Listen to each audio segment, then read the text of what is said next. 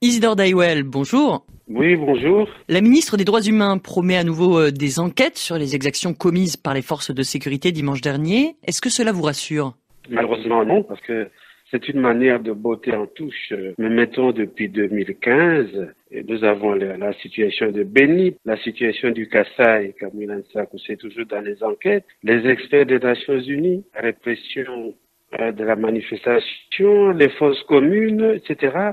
C'est chaque fois des enquêtes. Nous ne savons pas finalement quand on aura les résultats. Donc vous pensez qu'il y a une forme de mauvaise foi du gouvernement?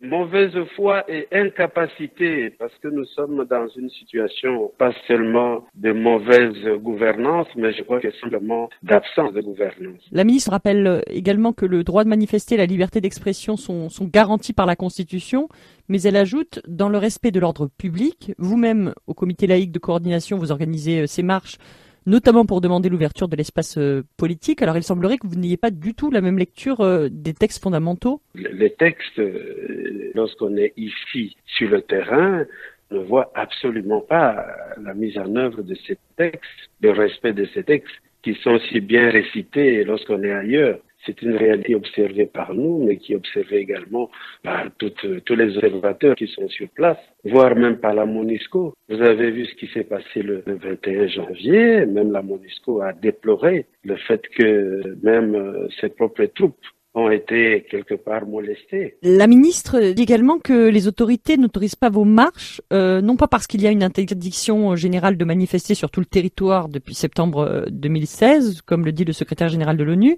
mais parce que la police ne serait pas en mesure de sécuriser tous vos cortèges. Que lui répondez-vous? Ce que nous constatons, c'est que les effectifs qu'on estime être insuffisants pour sécuriser sont ceux-là même qui introduisent l'insécurité. Ce sont ces troupes, les chrétiens, les musulmans, les kibandistes qui ont fait la marche le 21 janvier, comme d'ailleurs le 31, n'avaient pour seule arme que la Bible, le chapelet et les rameaux. Et voilà ce qui s'est passé.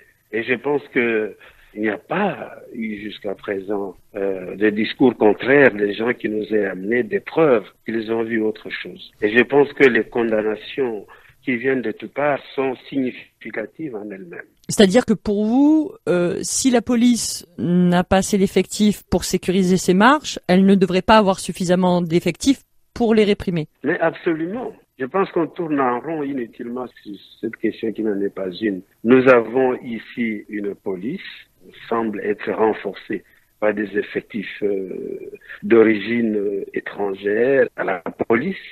Et c'est surtout ces éléments-là qui sont à la base de plusieurs exactions. Pourtant, de la présidence au gouvernement, on assure que des instructions avaient été passées pour éviter les violences, pour faire zéro mort. Est-ce que vous avez senti une inflexion dans la répression entre la marche du 31 décembre et celle du 21 janvier? Nous n'avons pas ressenti une inflexion, nous avons plutôt senti le contraire.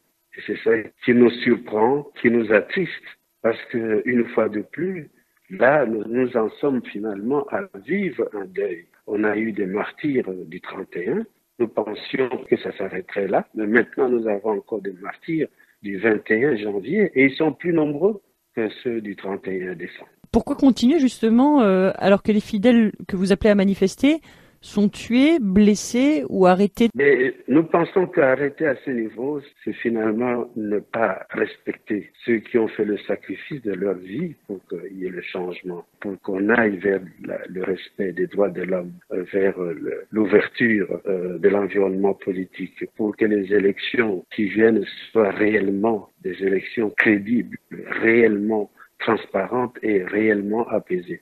Donc nous sommes là dans l'obligation de continuer. Que répondez-vous à ceux qui vous accusent d'être manipulés, vous, le comité laïque, ou même le cardinal Monsengo, ou même la Senko, par l'opposition? Écoutez, moi je vais dire quelqu'un de mon âge, qui a l'expérience qui est mienne, c'est vraiment une insulte d'imaginer que je me fasse manipuler par qui que ce soit. si j'ai pris cette option avec mes amis, c'est parce que nous avons estimé que la société était vraiment bloquée et qu'il fallait éviter que nous arrivions, que notre population arrive à des comportements suicidaires. Nous sommes dans un pays qui a connu des guerres où il y a souvent des rébellions. Il fallait absolument faire en sorte que la non-violence puisse se prévaloir et qu'on arrive à obtenir le résultat concret, vite et bien. Faute de quoi, probablement, les extrémistes de tous bords pourraient apparaître et créer des situations non désirées de tout le monde. Isidore Daywell, merci.